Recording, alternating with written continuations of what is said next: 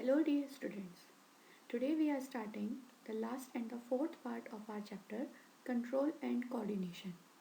In this video we will discuss about the different coordination methods in plants as well as in animals. Here we will talk about the different type of movements or different type of activities which are working in a coordinated manner with the help of different organs, and all these organs they are brought to be coordinated with the help of some nerves and chemicals in case of animals and only chemical control in case of plants. So here we are going to discuss about the role of hormones in coordinating the different organs to perform various functions in the organism body. So let's start. First of all, coordination in plants. How the plants are coordinating in plants. In case of plant, the control and coordination method is not so elaborated as in animals, because plants do not have the nervous system or the muscles or the sense organs as animals have. Still, plants can respond and react to the various environmental stimuli. Stimuli like light, gravity, water, touch, chemicals. According to these stimuli in the surroundings, plants can respond. Plants show or plants respond in response to these stimuli by showing different type of movements in the plant parts. As we all know that plant cannot move from one place to another. The movement shown by the plant is at very slow rate, because only the parts of the plant, either the leaf will move or the stem can be movable with the wind. So a slow rate of movement is shown by plants, because plants are fixed to the substratum with the help of roots. Therefore, plants show movement of their organs only. When we are talking about the movement in plants, this takes place with the help of chemical coordination only, because plants do not have the nervous system. The chemicals which are responsible for the movement in the plant parts, they are called plant hormones, or we say them phytohormones. These phytohormones, they are helping in movements in the plant. These movements are further divided into two types, two broad categories: the tropic movements and the nastic movements. The tropic movements, they are the movements which are related with the growth. They are also called directional movement in response to stimuli. Like the stimuli, if the plant part is showing the response or movement to the stimuli like light, then the movement will be phototropic. If the plant part is growing towards light direction, then movement will be phototropic. If the plant part is growing towards gravitational force, gravity, then the movement is called geotropism. If the plant parts they are showing movement in response to certain chemicals, then we call them chemotropic movement. And if the plant parts they are growing or showing movement in direction to water, then those movements are called hydrotropic movements. We will discuss about them one by one. The other type of movement that is controlled by plant hormones or phytohormones are called nastic movements. These movements they are non-directional and they are independent of growth. In these type of movements, the plant parts are not growing towards the direction of stimuli. These are quick, immediate response of the plant part into the stimuli. These responses are conveyed in form of electrical chemical signals. Like you have seen, if we touch the choimui plant, or we call it touch me not plant, immediately as we touch it, the leaves get shrinked or drooping of leaves occur. So that is a type of nastic movement. In this case, the leaves have not shown any type of movement. So we call them nastic movement. We call them thigmonastic movements. If the plant is showing movement of their plant parts in direction to light, then we call these type of movements as photonastic movements, like in case of sunflower, which starts moving towards the direction of light. So these are the two types of movement shown by plants, the tropic movements and the nastic movements. In this slide, you all can see the different type of tropical movements, the movements which are directional, movements which are associated with growth. First picture is showing you geotropism, where you can see the root is showing the positive geotropism. See, the tropical movements, they are divided either positive tropical movement or negative tropical movement. How? If the movement of the plant part is towards the direction of stimuli, it is called positive tropic movement.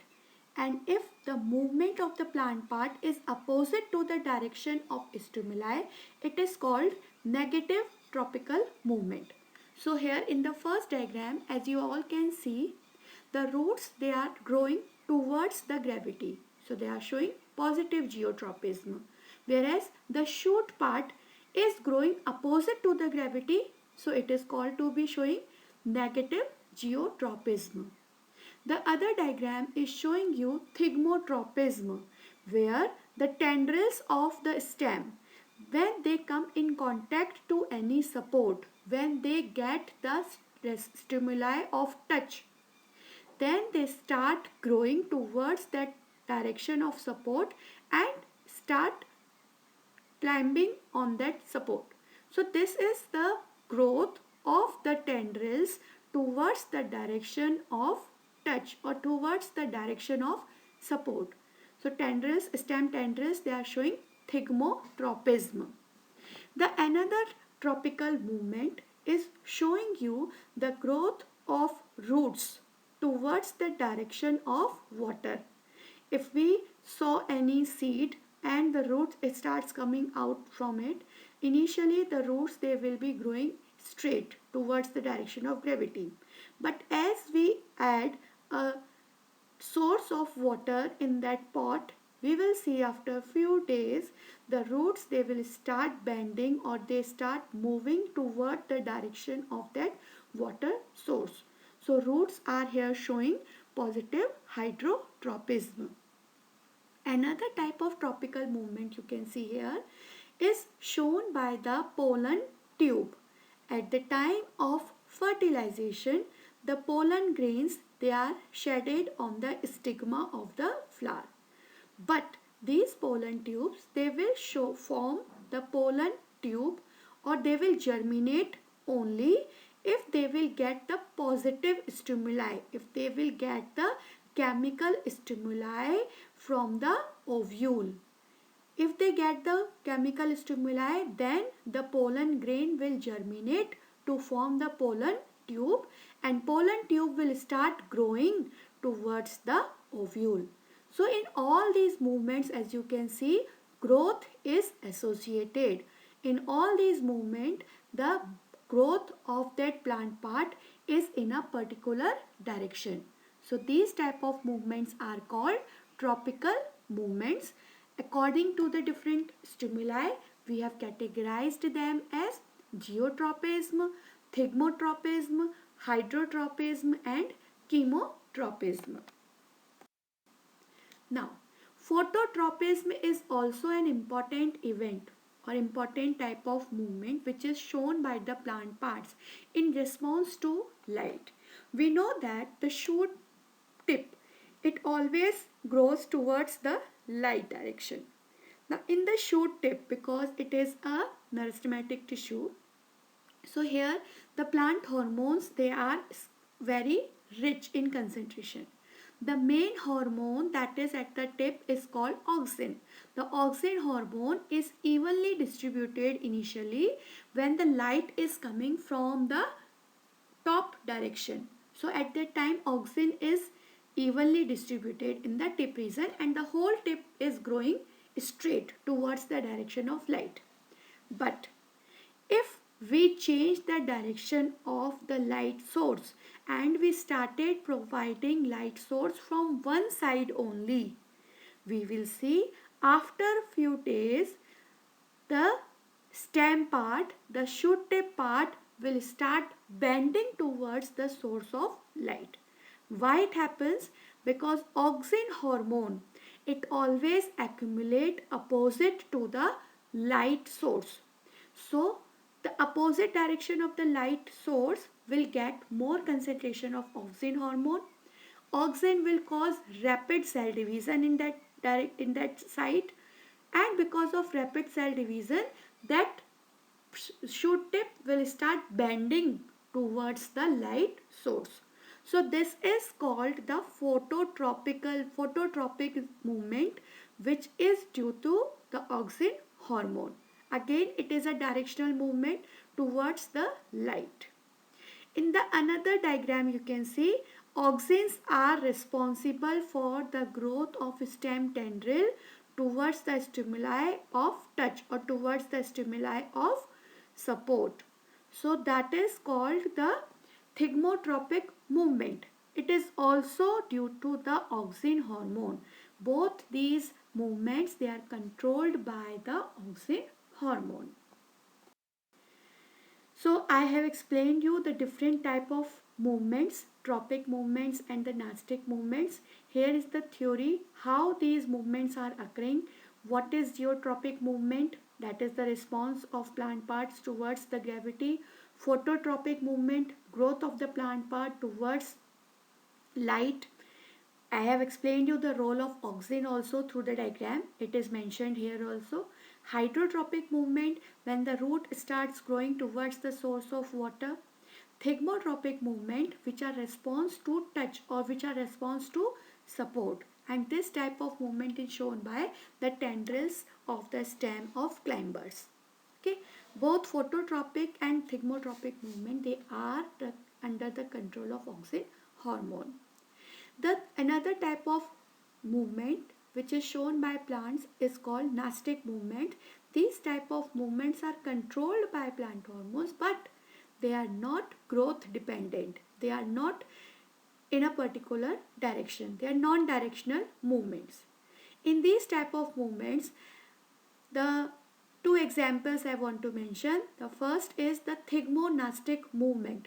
Thigmonastic movement, which is the movement of the plant parts in response to touch. And another type of movement, they are called photonastic movements. These movements are of plant parts in response to light. But here the movement is not directional. Okay. Some plants, they open up their flower or they close their flower according to the day and night time. So that is called photonastic movement, shown by 4 o'clock plant, right? So Mimosa pudica and 4 o'clock plant, they both are showing the nastic movements. Here you can see the picture how nastic movements occur.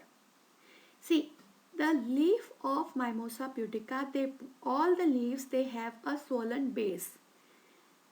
Swollen base of those leaves is called pulvinus. It is shown here in the diagram also. Now when the leaf is not touched, at that time the pulvinus is always swollen, filled with water, and the leaflets, they all are straight. But as we touch them, as we touch the leaf part, this stimuli is received by the pulvinus and pulvinus loses its water. Because of that, the turgidity decreases in the pulvinus region and the leaves get shrinked, or we say that the leaves get drooped down because of the touch stimuli. This is how nastic movements takes place in Mimosa pudica. Similar type of movement is shown by the apertures of insectivorous plants. The Venus flytrap, as the insect sits on their leaf, as they get the stimuli of touch, the water is loosed and the leaves get shrinked, the flap get closed to cover or to catch that prey. Similarly, the pitcher plant, it is also showing same type of movement, that is called the thigmonastic movement to catch its prey. So these are the different type of movements shown by the plants in response to stimuli. All these movements or all the growth and developmental responses in plants, they are controlled by plant hormones, also known as phytohormones or the plant growth regulators. These plant growth regulators, they are the chemical compounds which are helping in coordinating the growth, developmental processes and different responses of the plant according to the environment. The plant hormones are broadly categorized into two types. Either these plant hormones, they are promoting the growth of the plant parts or they are inhibiting the growth. They are stopping the growth of plant parts. So plant growth regulators, they are categorized as plant growth promoter and plant growth inhibitor. In plant growth promoter, we study three examples mainly: auxins, gibberellins and cytokinins. Each plant hormone is showing its specific function. Auxin hormone, which is synthesized at the shoot tip, helps in growing of or increasing the length of the shoot tip part, which is also called the apical dominance. Till the shoot tip will be there, the plant will increase in length. That's why you have seen your gardener always trim the plants from the tip region, because if the tip will be there, the plant will only increase in height. It will not increase in width. As we cut the shoot tip, the lateral branches, it starts growing and they increase the width of the plant. So the auxin hormone is responsible for shoot tip growth, which is called as apical dominance. As we have studied earlier, auxin is also involved in phototropism. This hormone also prevents premature falling of leaves, flower and fruits, because auxin hormone helps in cell division and keeps these plant parts young. So premature falling of leaves, fruit and flower is also prevented by auxin hormone. The next hormone is gibberellin hormone, which is mainly responsible or which is mainly controlling the elongation of nodes. Nodes are the part in the stem from where branches comes out. If the nodes of the plant will be elongated, then again the plant will increase in length. This happens in case of bamboo, in sugarcane. We provide them gibberellin hormone so that elongation of nodes will occur and the crop will be better. So gibberellin hormone helps in elongation of nodes of the stem. Besides this, gibberellin hormone also helps in mobilizing the food material, supplies the food material to the developing embryo. And when that developing embryo gets the proper food material, it will grow. So this hormone is helping in breaking the seed dormancy. Gibberellin hormone breaks the seed dormancy. The third plant growth promoter is cytokinin. As the name is indicating, cytokinin hormone promotes cell division and helps in growth of lateral buds and branches. This hormone also promotes nutrient metabolism, means breakdown of complex nutrients into simple form so that energy can be provided. If the plants will get energy, then they will not become aging, or they will not become aged, they will not undergo senescence. Senescence is the scientific term for aging. So plant will remain young if there will be proper nutrient supply, and that is done by cytokinin. Cytokinin is always present in greater concentration in fruits and seeds, because these both parts, fruits and seeds, needs continuous supply of energy for the growth of developing embryo. So these are the three types of plant growth promoter. Beside this, there are some growth inhibitors also, which stop the growth of the plant parts, and this is required when the plant become old or when maturation of fruit is required.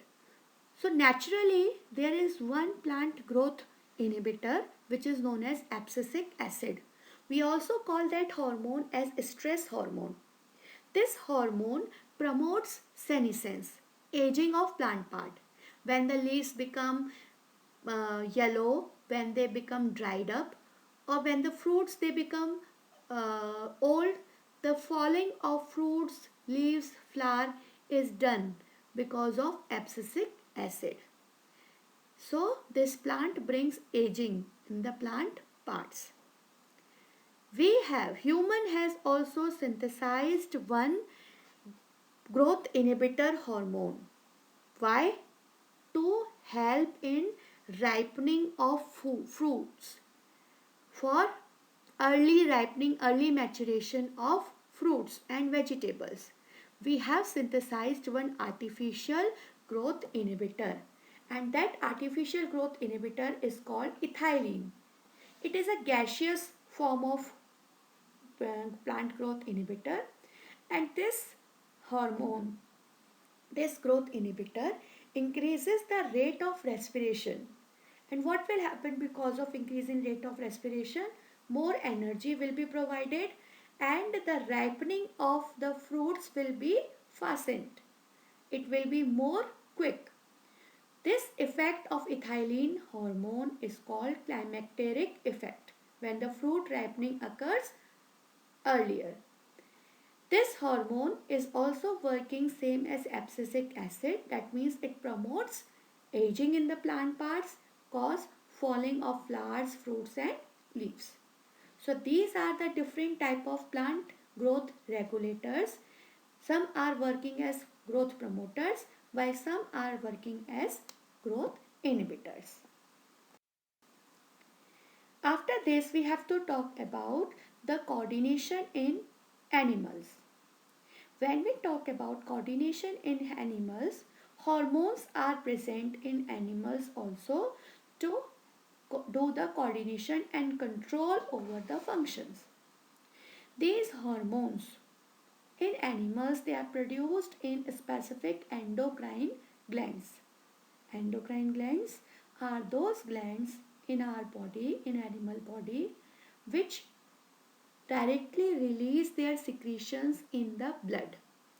These chemical stimuli, these hormones are not transported by some ducts or tubes. These chemical stimuli, they are just released secreted in the blood. So these type of glands are called endocrine glands.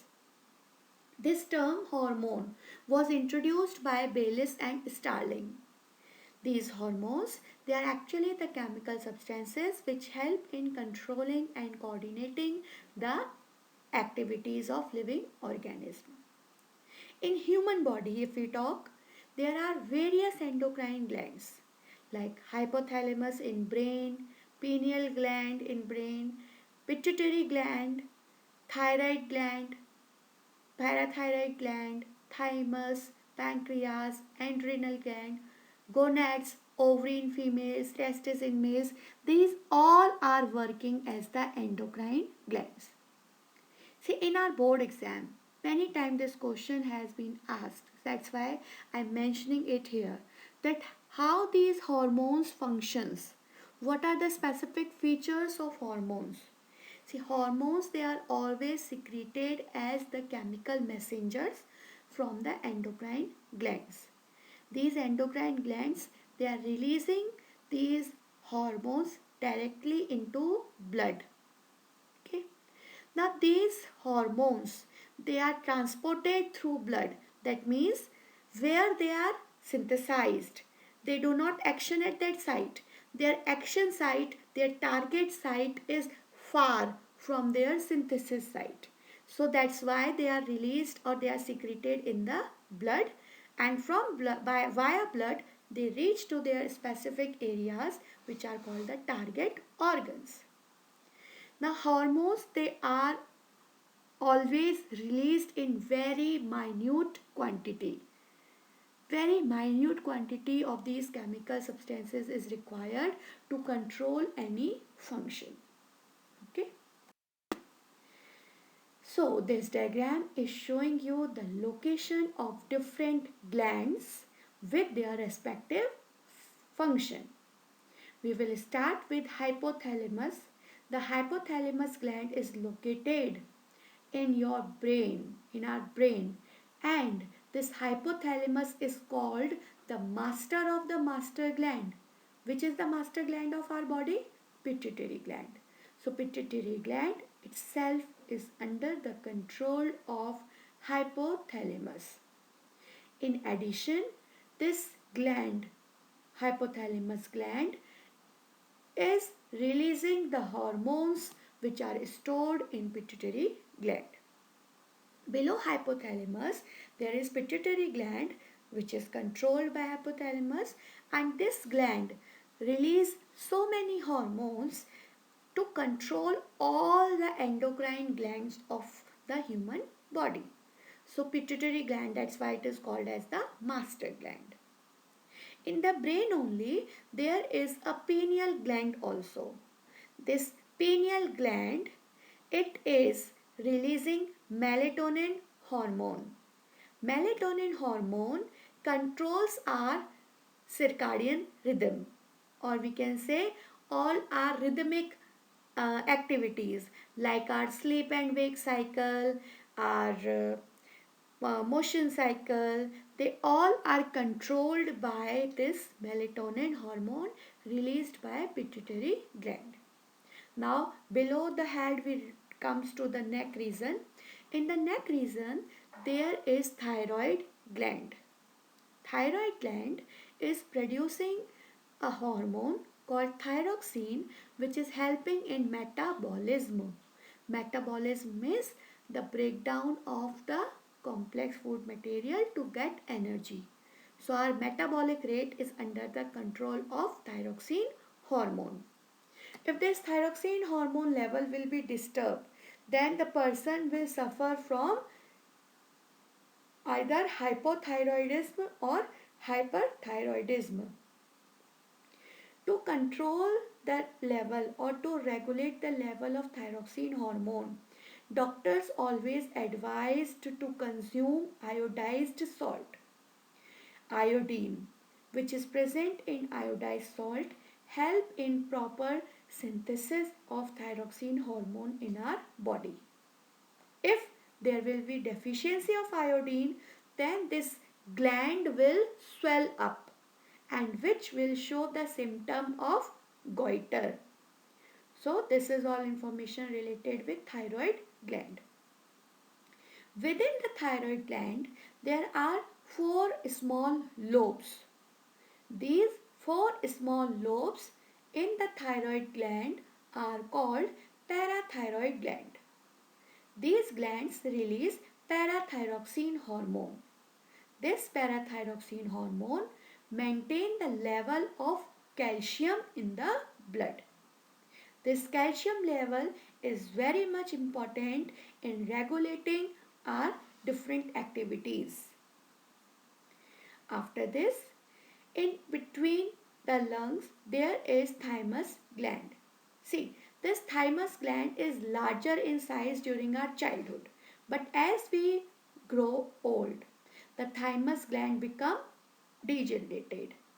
Why it is bigger in childhood? To provide us immunity. This thymus gland is working as a defense mechanism. Thymus gland release thymosin hormone, which are helping in synthesis of T lymphocytes. Lymphocytes are defense soldiers which help us, which protect us from infections. So these T lymphocyte, T stands for thymus here. These thymus lymphocytes are released more in case of childhood, and when as we grow old, due to the vaccination and the self defense mechanism, our body grows the immunity, the thymus gland reduces in size. The other gland which is located above the kidney, there is a pair of gland located above our kidneys, that is called the adrenal gland. Adrenal gland is also called as the emergency gland.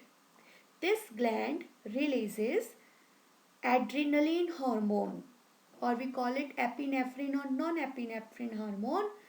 This gland helps us to cope up during stress or emergency conditions.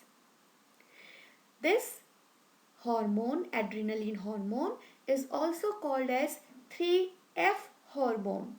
Here the 3F stands for fight. Whenever we are involved in fighting, at that time our blood pressure increases. This is due to the adrenaline hormone. Flight, whenever we are on height, our flight is taking takeoff, so there is some feeling in our stomach. Okay, so that is also due to the adrenaline hormone. And the third F is fear. Whenever we are in a frightened condition, we are in the situation of anxiety, at all these conditions adrenaline hormone help us to cope up with that situation. So this adrenaline hormone is released by adrenal gland, which is in pair, and this adrenaline hormone is also called as stress hormone, emergency hormone, or the 3F hormone. Now after this, there are two gonads. Gonads means reproductive glands. In female, also, before this, pancreas are also present. There is a gland which is called the mixed gland associated with our digestive tract. That is called pancreas.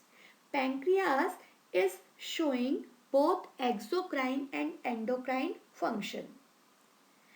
Exocrine function is seen during the time of digestion, where pancreatic juices are released which contain some enzymes which help in digestion. We have discussed that in the chapter life process. But here we are saying, or we are discussing the function of pancreas as an endocrine gland. As an endocrine gland, pancreas is releasing two hormones, insulin and glucagon. Both these hormones regulate the level of sugar, or we should say glucose, in blood. If this insulin hormone will be less or more, the level of sugar, level of glucose will be disturbed, and that can cause a disease called diabetes. This is the role of pancreas hormone. Last are the reproductive glands. In case of female, the reproductive gland is ovary. Ovary is releasing estrogen and progesterone hormone. Estrogen hormone, which is responsible for development of secondary sexual characters. Also that helps in onset of menstrual cycle, and the progesterone hormone, which is helping us in maintaining the pregnancy in the female body. This progesterone hormone is also called as pregnancy hormone. In case of males, testis is the endocrine gland. Testis, which produces testosterone. This testosterone hormone is responsible for sperm production and development of secondary male sexual character like mustaches, beard, pubic hair, heaviness of the voice. These all characters are brought by the testosterone hormone released by testis gland. So these are the different endocrine glands in our body which are helping in regulation of different functions which help in control and coordination in the human body. Now this slide is showing you the flow chart of different glands with their respective hormones and the function. What is controlled by that hormone? As you can see here, thyroid is releasing thyroxine hormone which control the basic metabolic rate BMR. Adrenal gland is releasing adrenaline hormone or aldosterone hormone which help in controlling the sodium and potassium ions in our gland. Pancreas is releasing insulin hormone which control or regulate the level of glucose in the blood. Pituitary gland which is releasing antidiuretic hormone which help in reabsorption of water or which help in filtration process done by the kidneys. Ovaries in female which are releasing progesterone hormone which help in controlling the menstrual cycle and maintaining the pregnancy. Now this slide is again giving you the elaborated explanation of each gland. I request you all to take this screenshot and go through these points which will help you to attempt all type of objective type of questions, multiple choice questions which are formed in 10th class from the chapter from this gland chapter. Pituitary gland hormones, hypothalamus role, thyroid gland hormone, parathyroid gland hormones are mentioned here in detail. Again this slide is showing you the functions of adrenal gland, pancreas, ovaries and testes. I request you to take the screenshot and prepare your notes from this slide. Now pineal gland and thymus gland functions are mentioned here. Now sometimes the question is asked in board that how the nervous system mechanism is different from the hormonal system. See, nervous system, they are conveying the impulses in form of electrical messages, whereas in hormonal system the stimuli, they are traveling in form of chemical messages. In nervous system, axons and dendrites, they transmit the information, whereas in case of hormonal system, the chemicals responses, mechanical substances, they are transported through blood. Nervous system is flowing the information more quickly than the hormonal system. The nervous system, their responses are quick but short-lived, whereas the hormones, they have the prolonged effect on the growth or development of the body. Another question that was asked in your board exam in last years, that what is the difference in the movement shown by any plant or by the movement of our leg? See, if we talk about movement in plant, let's take an example of Mimosa pudica. First thing, Mimosa pudica shows the response in shows the movement in response to touch, whereas the movement of our leg is very voluntary, which is in our control of our will. If we want to move our leg, then only it will happen.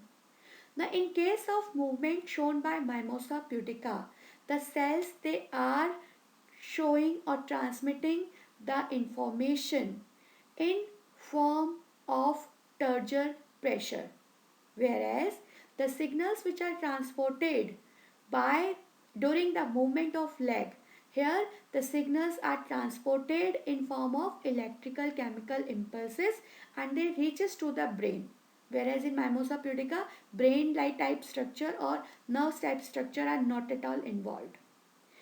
Here in Mimosa pudica, the movement caused change in the amount of water due to the change in shape of the cells, whereas In the movement of our lungs, the muscle fibers, they are showing or they are allowing movement, contraction and relaxation in the muscle fiber is responsible for the movement in the muscles of the legs. So this is how movement by sensitive plant or movement by our limbs are different.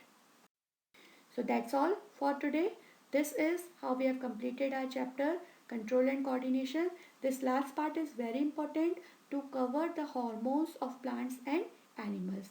Please prepare your notes according to this video. Thank you. Bye.